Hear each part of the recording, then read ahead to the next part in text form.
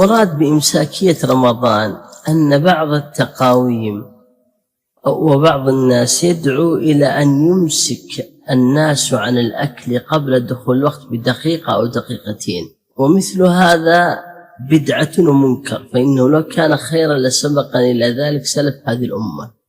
بل يجوز للصائم أن يأكل وأن يشرب حتى يدخل وقت الإمساك. أما أن يمسك قبل ذلك بحجة الاحتياط فإن هذا بدعة ومنكر، فإنه لو كان خيرا لسبقني إلى ذلك النبي صلى الله عليه وسلم وصحابته الكرام، وكل الخير في اتباعهم. Tuduhan bahwa imsak ini bid'ah, kata Syekh Abdullah Al-Faqih, itu bukan anggapan yang benar. Yang mengamalkan imsak itu kami, bukan Anda. Artinya, yang persis tahu amaliyah imsak ini seperti apa, ya kami. Assalamualaikum warahmatullahi wabarakatuh.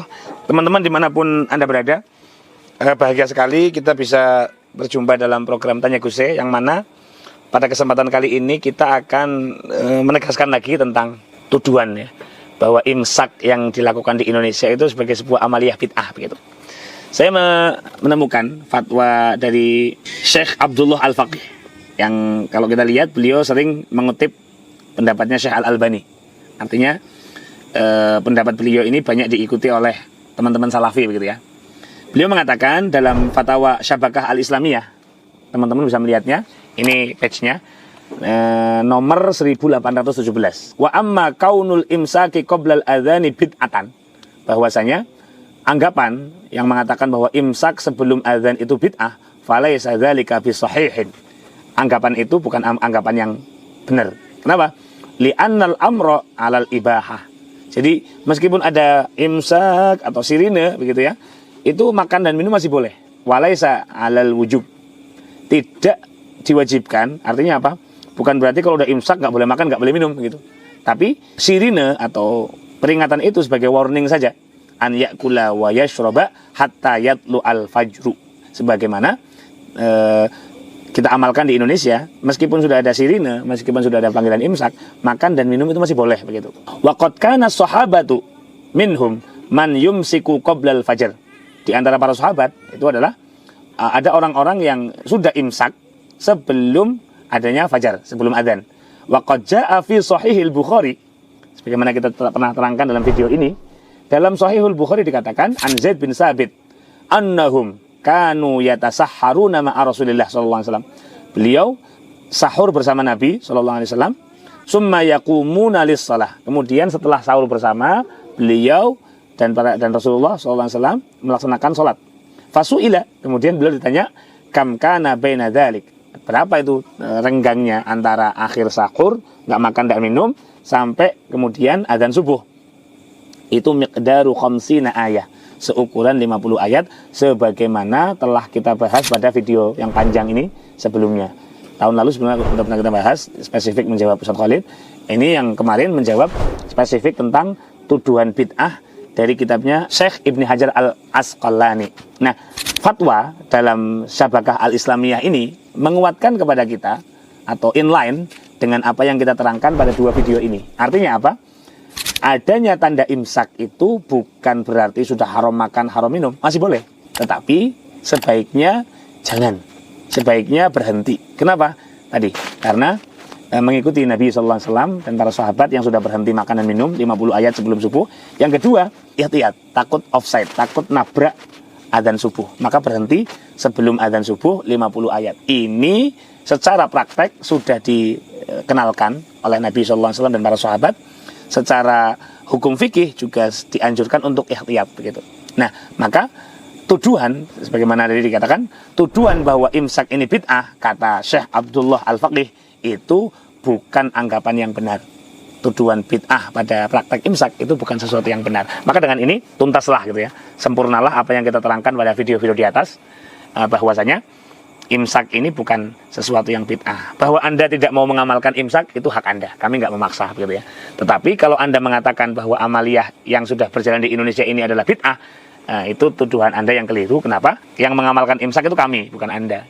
Artinya, yang persis tahu amaliyah imsak ini seperti apa, ya kami. Gitu, ya.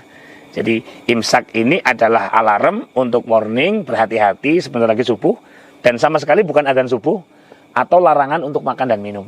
Demikian, semoga menjadi ilmu yang bermanfaat, dan kita berharap ke depan tidak perlu lagi ada perdebatan semacam ini, memalukan gitu ya. Harusnya kita udah concern untuk membangun SDM, menata peradaban, bagaimana generasi kita menjadi anak-anak yang cerdas. Tidak perlu lagi kita berdebat tentang khilafiyah semacam ini.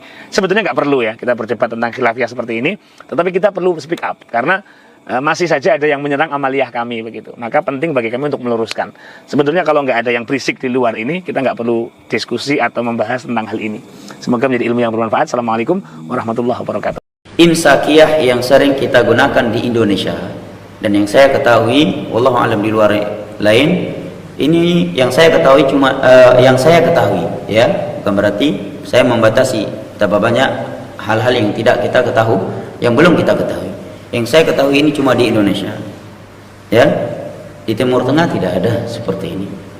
Imsak kaji nepeyo umi abu saudara-saudara lu kaji nepeyo imsak azan mesti 10 menit lagi.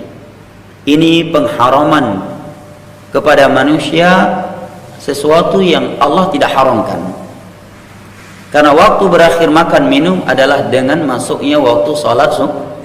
Jelas ayat Al-Quran dalam surat Al-Baqarah, wa kulu fakulu washrabu hatta yatabayyana lakumul khaytul abyadu minal khaytil aswadi minal fajr.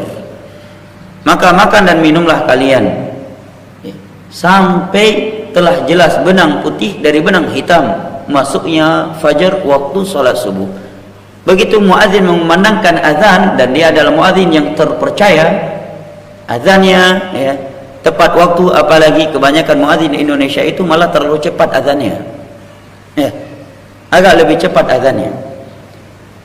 Begitu dikumandangkan azan, itulah waktu akhirnya kita melakukan sahur, makan minum atau hubungan pasangan suami istri.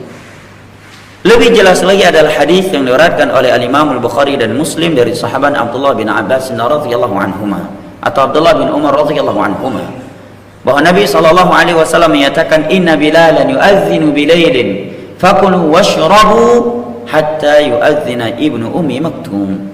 Sesungguhnya sahabat Bilal akan mengumandangkan azan beberapa saat sebelum masuk waktu salat subuh. Bilailin, di malam hari. Nabi masih menamakan malam azan pertama, karena malam itu berakhir dengan masuknya waktu subuh, dengan dikumandangkannya azan kedua salat subuh. Nabi menyatakan sesungguhnya Bilal mengumandangkan azan di malam hari, maka makan dan minumlah kalian sampai ibnu Ummi Maktum mengumandangkan azannya. Dari hadis ini menerangkan kepada kita beberapa hal. Yang pertama, bahwa terakhir boleh makan dan minum dengan dikumandangkannya azan salat subuh. Ini yang pertama. Yang kedua, bahwa tidaklah benar imsakiyah, karena imsakiyah telah menghentikan manusia dari makan dan minum beberapa menit, kurang lebih berapa? 10 menit. 10 menit sebelum azan. Padahal secara syar'i waktu terakhir boleh makan dan minum adalah dengan dikumandangkannya azan salat subuh. Ya. Memang tujuan imsakiyah itu baik. Yang buat imsakiyah tujuannya baik, agar manusia ini semangat sahur dan agar cepat ke masjid sehingga mendapatkan salat jamaah subuh. Niat yang ketiga, supaya hati-hati. Tapi jawabannya ini adalah masalah agama. Silakan melakukan sesuatu dengan tujuan yang baik, dengan syarat tidak bertentangan dengan aturan agama Allah Jalla wa'ala, Al-Quran dan hadis.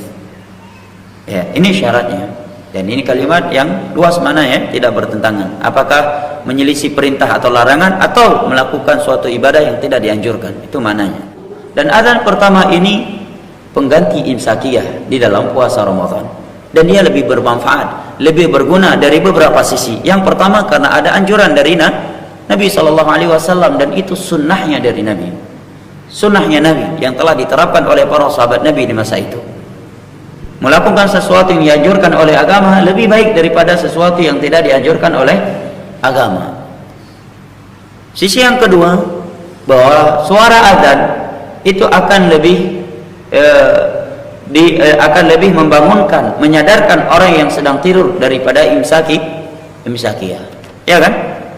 Begitu dia dengarkan azan dari masjidnya, Allahu Akbar, yang bunuh gepugo oleh orang syika kesiram tabau gayung aneh beda-beda loh. Menai dengan azan puan iplung udah puju leh.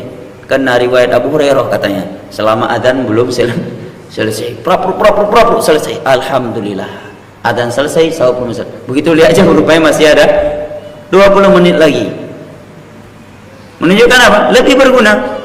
Sedangkan imsakiyah, begitu dia dengar imsakiyah malah nggak mau sahur lagi. Dia kira waktu sahur telah habis. Betapa banyak penyimpangan dari balik imsakiyah ini. Ya. Dan ini harus disampaikan walaupun berat, walaupun bertentangan dengan banyak manusia. Jadi hal agama Allah Subhanahu wa taala, sekalipun bapak kita yang melahirkan kita menyelisihinya, harus mampu kita menyampaikannya.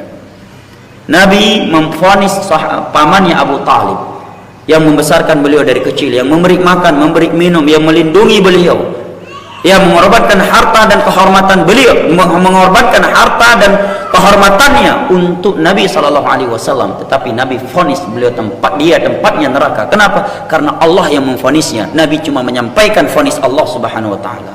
Padahal kalau memakai perasaan umat kibakai, leh paraya lagi yang ibu pedu eromo gak asuh yatim piatu, dakwah gebantu gejuk peng gelindungi ipegah ya pun neraka hanakai membaca. Ini kalau kita mau pakai perasaan, tapi ini masalah agama, bukan dengan akal dan perasaan. Agama pedomannya Al-Quran dan hadis. Apa yang tertulis dalam Al-Quran dan hadis hendaknya kita sampaikan sebagaimana tertulis dan tidak boleh diupdate sedikit pun. Ini hukum Allah. Andai kata kita mati karena menyampaikan isi agama Allah, maka itu adalah sebuah kemenangan dan sebuah kemuliaan, dan itulah yang diharapkan oleh mereka para ulama yang jujur dalam menyampaikan agama Allah, dan itulah cirinya mereka. Allah Subhanahu wa taala berfirman, alladzina yuballighuna risalatillahi wa yakhshawnahu wa la yakhshawna ahadan illallah wa kafa billahi wakila. Sesungguhnya ciri mereka para ulama yang menyampaikan agama Allah, mereka senantiasa takut kepada Allah dan mereka tidak pernah takut kepada siapapun dari manusia kecuali Allah. Dan cukuplah Allah sebagai tempat mereka berlindung, bergantung diri. Ya. Imsakiyah ini sesuatu yang bertentangan dengan ajaran Islam. Imsakiyah adalah simbol pengharaman terhadap sesuatu yang Allah dan Rasulnya halalkan.